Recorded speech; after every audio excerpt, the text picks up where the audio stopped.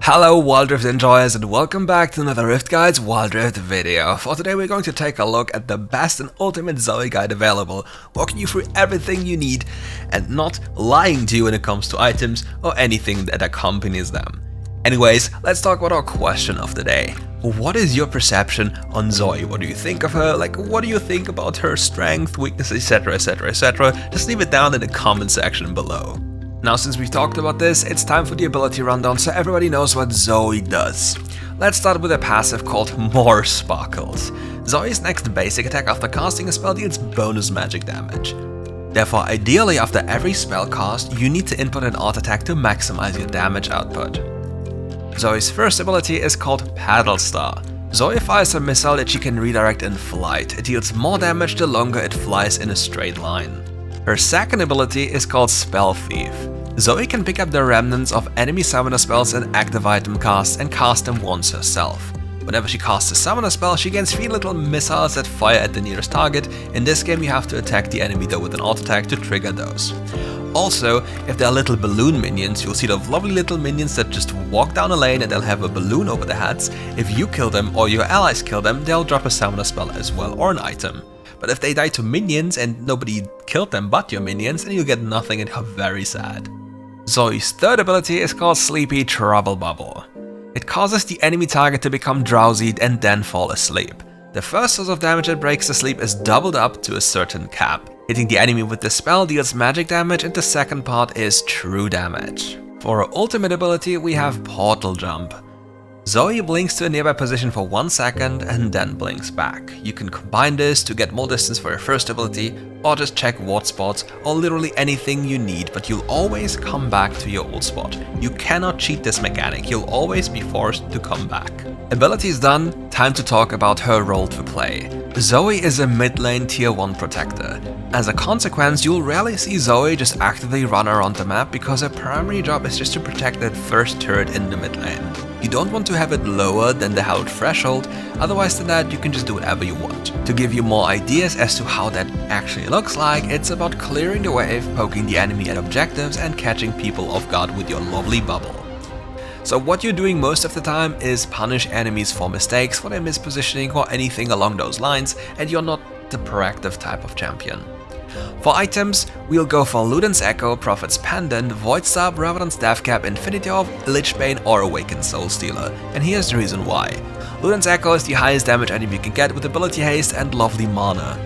Prophet's Pendant gives you Pen, which you love on this champion because you deal a lot of burst damage since you're running a certain rune later on, and then the Void Staff to combine this for even more strength because it deals more damage than Revenant's Death Cap.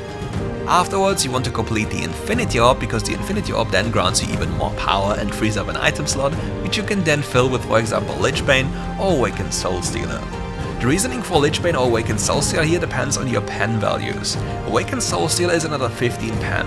Is the 15 pen more important than getting the Lichbane bonus damage or not? That depends on the game state. But with Lichbane you have some lovely synergy with your passive, which adds even more damage to your combo. But sometimes the pen effect from the Awakened Soul Stealer is just far better. For runes, you want Electrocute, Sudden Impact, Bone Plating and Nimbus Cloak, and here's why. Electrocute certainly feels the best on your champion for the way he wants to be played. The second rune, Sudden Impact, works with the ultimate, which grants you Magic Pen for free. So Prophet's Pendant plus this rune is 25 Magic Pen in the early stages of the game, which means most of the enemy champions against you have like 10 or less magic resist, which is a lot of bonus damage. For our Resolve rune, we want Bone Plating. It's the by far best laning rune there is because it's the most broken in terms of damage mitigation, allowing you to play in different ways. For our Inspiration rune, we want Nimbus Cloak. With Zoe you can pick up many summoner spells, and with Nimbus Cloak you're gonna become a rapid. And being rapid as a rather immobile champion is something that keeps you alive. And staying alive is kinda better than just dying, you know. Sounds stupid, but well, it is what it is. For combos, there's one thing we need to talk about, and it's probably the most important combo in terms of damage dealing. Use your third ability, then ignite the enemy to get the blobbles, use your auto attack, then backwards ult, then use your first ability for maximum distance, and as it collides with the sleepy target, you auto-attack at the same time. This is the maximum damage combo with little to no counterplay unless the enemy team has Mercury Treads or another source of tenacity. But with this, you'll be surprisingly powerful. Another neat trick we need to talk about is using your auto attack in between your first ability's casts. Casting your first ability, such as every spell you have, grants you a stack of more sparkles. If you hit the enemy and then recast your spell, you'll get another stack of more sparkles. Don't forget, they don't stack up, you only have one stack at one time, so auto-attacking in between is very important to maximize damage. Just think of it as another sheen proc you want to use, or you'll lose damage. Another important combo is utilizing your ultimate to extend the range of your first ability. Your first ability's range is somewhat linked to you, and as you are further ahead using your ultimate ability, you can control your first ability's range and hit enemies further away. That way you can just peek over a wall, hit them with your first ability and blast them, and then just go back into safety. Other than that, there are not many combos we really need to talk about. Just as long as you gain the maximum distance on your first ability, you'll deal enough damage. So the rule of thumbs are, don't wake people up as they are asleep, use the damage you have available as they get drowsy. Then once they're asleep, try to hit your full damage burst combo at the same time. Don't give them time to possibly react.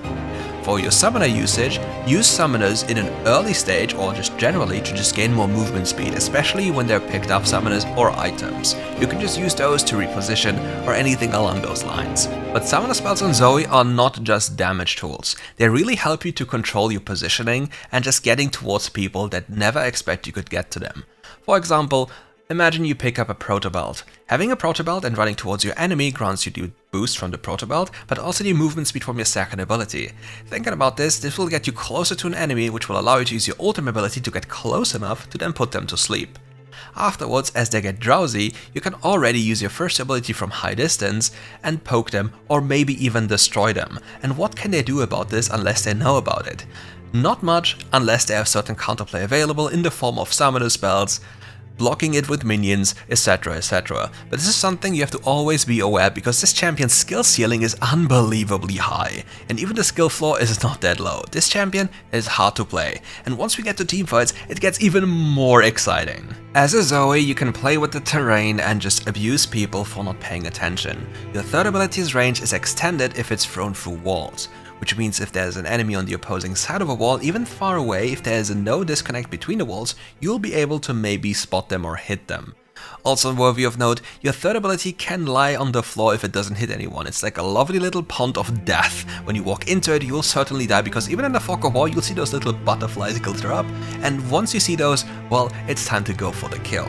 But Zoe usually wants to be played from far, far behind, similar to a normal control mage. However, with the repositional tool of your portal jump, you can go for fancy plays going into the fight and then just jumping back, because whatever happens to you, even if you get attacked, CC'd or anything, you'll always go back and there's nothing they can do to stop this. So as long as you keep that in mind, you can fish for bubbles, poke damage or anything. So if there was a checklist for things to do, look for people to poke, look for people to bubble, and if there's a lot of summoner spells on the floor which help you relocate in the form of a lot of flashes because people are running away, you can go in for the kill and hunt them down because they can't run away from you.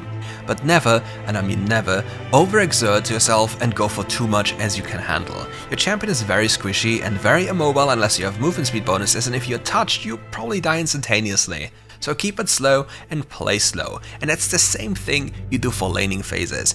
For the laning phase, Zoe is a little bit more relaxed, however you can abuse certain mistakes by enemy champions. You can hide in the jungle in the early game, for example in the brush closest to the mid lane, and then use your first ability as you see someone appear. If they are on a direct line to you and nothing is in between you and them, you can then walk up to them, use your empowered auto attack to hit them, recast your first ability and try to aim for them.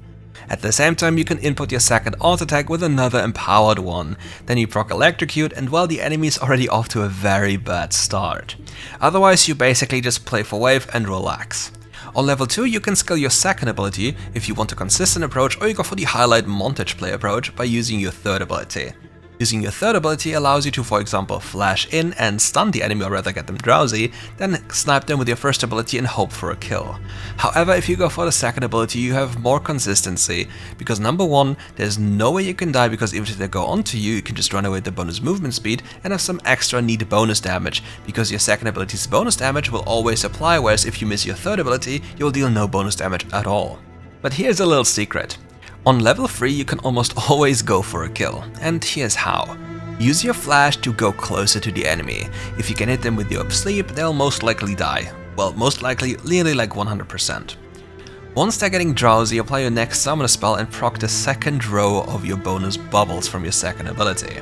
Afterwards, you try to cast your first ability from as far as possible away to then align with a new powered auto attack onto the enemy champion. Then, even if they try to flash away, you are already back to being close to them and able to pick up their summoner spell to then run them down with an extra set of bonus bubbles from your second ability and the extra bonus damage. But as a primary goal for laning, I would always say don't try to go for something too fancy. It's completely okay if you stay even and just protect your tower and scale up. Don't forget, all that needs to happen is some poor soul walks in one of your bubbles and then they immediately die. And that's it for today's video. Thank you all for watching. If you liked the video, leave a like and subscribe to the channel and come back for more RiftGuides content. See you soon for more.